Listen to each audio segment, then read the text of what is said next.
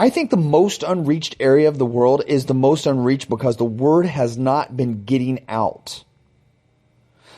I think the church in the West has been in a bit of a slumber.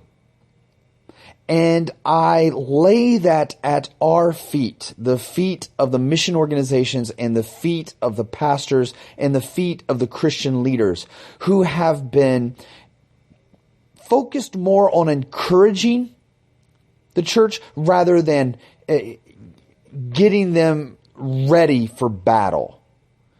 Encouragement for encouragement's sake doesn't do anything for the warrior. As a former U.S. Marine, I can tell you that we need something to fight for.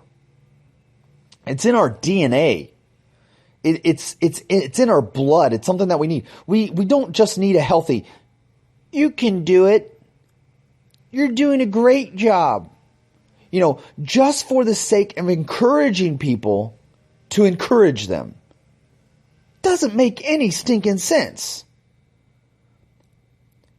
But when you have that coach, when you have that leader, when you have that soldier that stands in front of his men, that commander, and says, men, we're going into battle today and you may not make it out. The enemy has trained hard and he's bloodthirsty and he wants you dead. But you need to know that you are fighting for the man beside you. You are fighting for your family. This is everything we've got.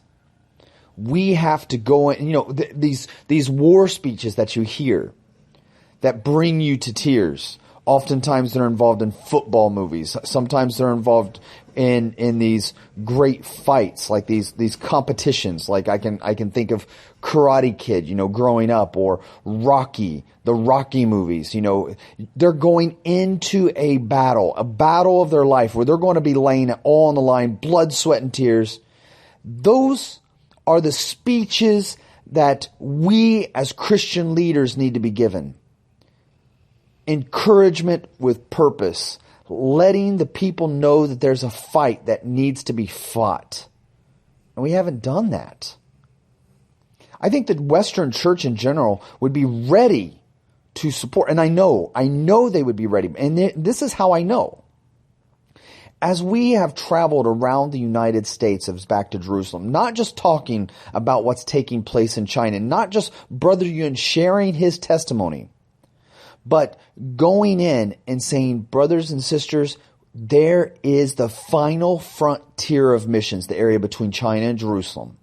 And the Chinese are not an outsource of missions. We have not found a cheap labor force in China to take your place on the mission field. Instead, we have found fellow warriors that are willing to stand beside you in the trenches of battle.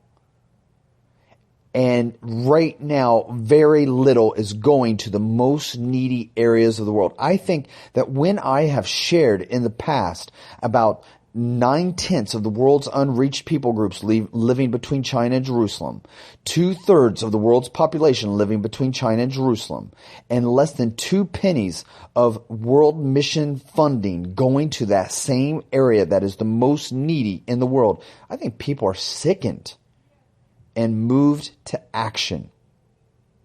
And in that move to action, they have decided, I want to do something about the most unreached area of the world. I want to be a part of completing the Great Commission. When we went into the Amish areas, people were so excited about what Back to Jerusalem was about, that Great Commission for the Chinese people, that they wanted to join. And we saw an organization pop up. We saw 2 organizations pop up, basically focused on the same area. We went into San Diego. I can remember Pastor Mark coming with us to China, coming back to America. Pastor Mark from a church in San Diego, then starting up a training facility in Oregon that was almost the exact same thing as the Chinese had started up, focused on the exact same area of the 1040 window. Being at the International House of Prayer in Atlanta, Billy, one of my good friends, remembers with clarity the night that we came to his church. The night that we came to his church back in 2011, I remember we had a church that had asked Brother Yun to come, but at the last minute, because of controversy, they disinvited Brother Yun.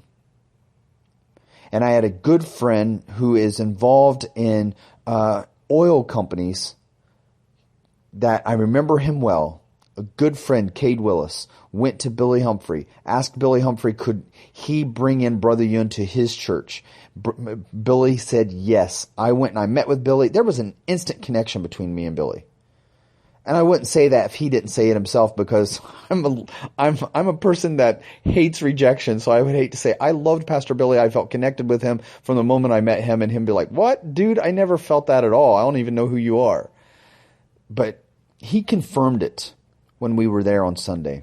He got up in front of the church and he said, "Guys, I remember there's a few times in the world where in your lifetime where you feel like you just crossed paths with somebody and it's a divine connection, a brotherhood that you will never forget." And I remember from the very first time that Back to Jerusalem came to this church, it broke the nets.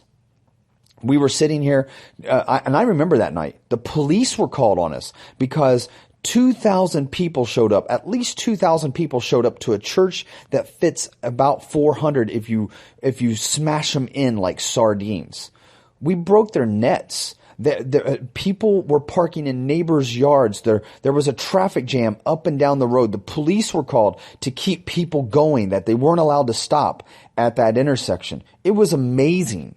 And we started talking about the most unreached area of the world and completing the Great Commission.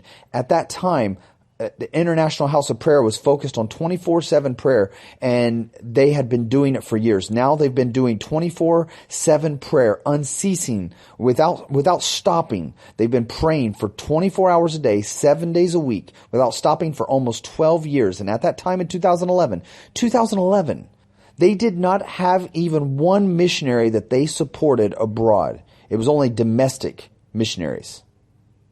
Now, they have over 25 full-time missionaries living, serving, working in the area between China and Jerusalem. That is amazing.